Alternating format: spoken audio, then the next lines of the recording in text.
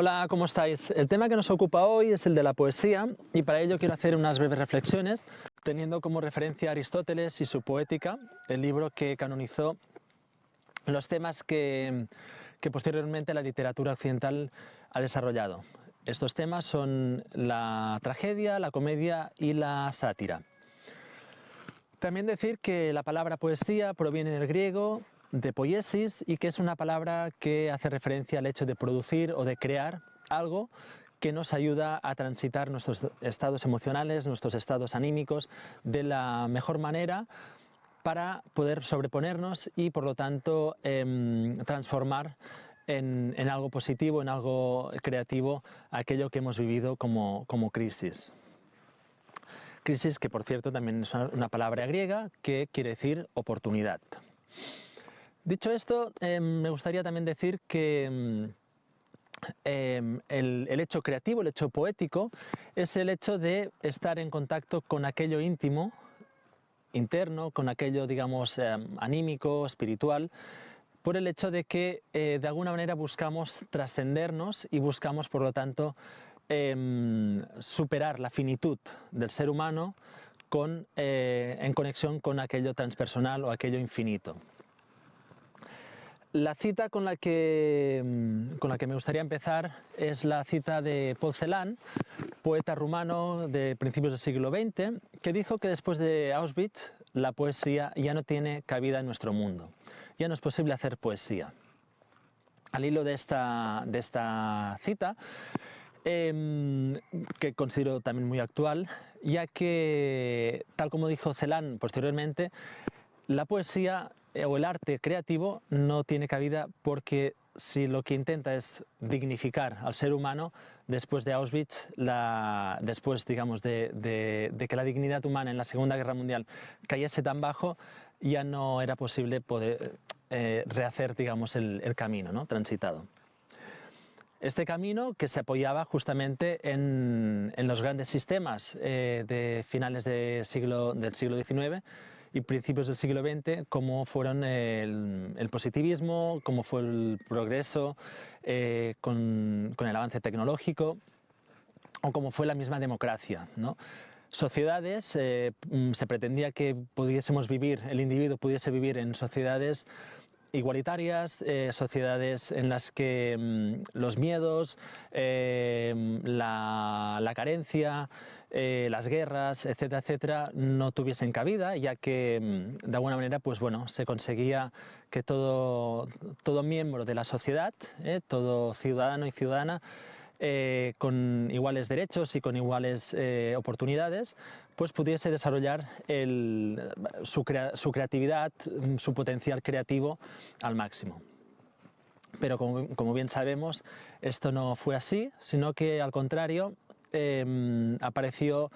a partir de entonces el arte y digamos la filosofía, dentro de la filosofía también el existencialismo,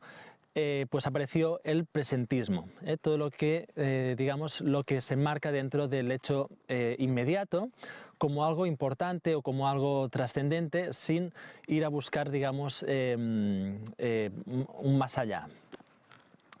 Aparecen los happenings, aparecen las performances, aparecen todo tipo de lecturas o todo tipo de miradas que conceptualmente se han denominado también como posmodernismo y que nos ayudan a entendernos y a entender qué es lo que, de alguna manera, qué es lo que estamos transitando en nuestra actualidad. Dicho esto, también me gustaría señalar que la poesía, la palabra poiesis en griego es un verbo transitivo y poesía, la poesía tal como la entendemos en nuestros días, es, digamos, es un concepto estanco, es un concepto inamovible que intenta fijar una experiencia, intenta fijar algo a partir de lo cual pues nosotros lo estudiamos, lo analizamos, etcétera, etcétera, etcétera. Pero en sus orígenes estaba vinculado a la experiencia catártica, importante término, que precisamente lo que busca o lo que se pretendía era poder establecer un contacto íntimo entre la poesía o la tragedia, en este caso las tragedias clásicas de Esquilo, Sófocles y Eurípides, pues poner en contacto, digamos, el mensaje de la tragedia con la vivencia, con la experiencia interna de la persona y producir así una catarsis que ayudase a transformar emocionalmente a la persona, que la llevase, que la ayudase a trascender lo que estuviese viviendo y por lo tanto crear a la vez una experiencia colectiva de transformación. Esta transformación, esta experiencia tenía vinculación con los misterios, con los antiguos misterios, ya fuesen bueno, de los distintos templos o de los distintos lugares sagrados a los que se acudía y en los que se consumía algún tipo de sustancia, no está claro qué tipo de sustancia. Se especula en que debió de ser el cornezuelo de centeno, que tiene un principio psicoactivo, digamos, psicotrópico, y que a partir que también se denomina como soma o joma, en Irán o toda la tradición parsi, por ejemplo, pues también utilizan este tipo de sustancia, por lo que tenemos de referencias en los textos antiguos, y que digamos, esta experiencia colectiva a través pues, de estas sustancias ayudaba a adquirir conciencia de la comunidad y por lo tanto del alma de la comunidad, ¿no? Y de alguna manera entonces se vinculaba el hecho catártico de las tragedias, se vinculaba con esta experiencia de los misterios para poder reforzar, digamos, la unión entre los iguales entre la comunidad. Dicho esto, también decir que Platón, perdón, el maestro de Aristóteles, en su conocido libro La República, decidió, no se sabe bien a ciencia cierta por qué, pero decidió expulsar de su estado ideal a los poetas porque consideraba que engañaban o que, digamos, que de alguna manera corrompían a la población, ¿no? Ya que Platón, como bien sabemos, siempre hacía referencia pues, al mundo ideal y al mundo, digamos, el mundo material o el mundo terrenal como un reflejo pálido del mundo ideal, ¿no? Y que los poetas, al cantar, digamos, esto es lo que se especula, al cantar pues a la vida o al cantar, digamos, a los sentidos, al sentido, digamos, hay una frase, bueno, hay una, en griego es soma sema, digamos, que se traduce como el cuerpo,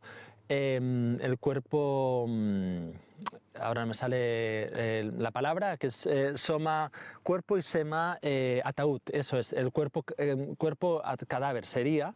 ¿vale? Como haciendo referencia pues a este hecho, ¿no? De que estamos aquí viviendo a través de los sentidos, pero que son un pálido reflejo del mundo ideal. Entonces se especula que Platón decidió expulsar de su estado ideal a los poetas por este mismo hecho. Pues bueno, como decía, el acto creativo en Grecia es, digamos, tiene esta importancia o tiene este transitar, ¿vale? Muy a diferencia de nuestra cultura que ha fijado, digamos, un concepto sobre el que, bueno, pretendemos desarrollar y entender la creación como algo que tiene que tener un principio y un final sin que sea justamente un proceso creativo de vida, un proceso vital, ¿no? Por otro lado, también decir que en el banquete de Platón aparece un personaje bueno, Sócrates hace aparecer a Diotima. Diotima es, digamos, la que le instruye a Sócrates sobre el arte del amor y sobre el arte de, habla de precisamente pues del andrógeno y habla de cómo antes de encarnar en este mundo, el alma se divide, digamos, en dos polaridades que una vez en la Tierra pretenden o buscan la manera de encontrarse para poder volver a ser volver a ser uno, ¿no? Y entonces aparece este personaje que es Diotima y que habla de la creación como tres posibilidades. Por un lado tendríamos la procreación sexual propiamente, la biológica. Por otro lado tendríamos la creación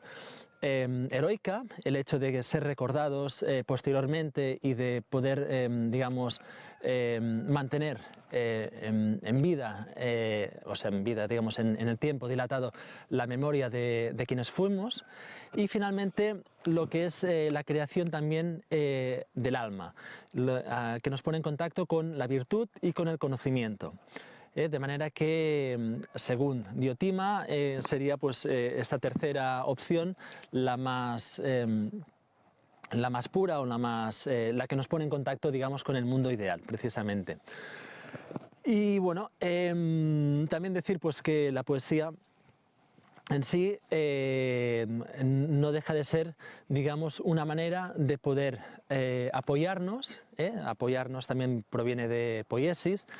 Apoyarnos para poder trascender toda aquella crisis, todas aquellas oportunidades que nos presenta la vida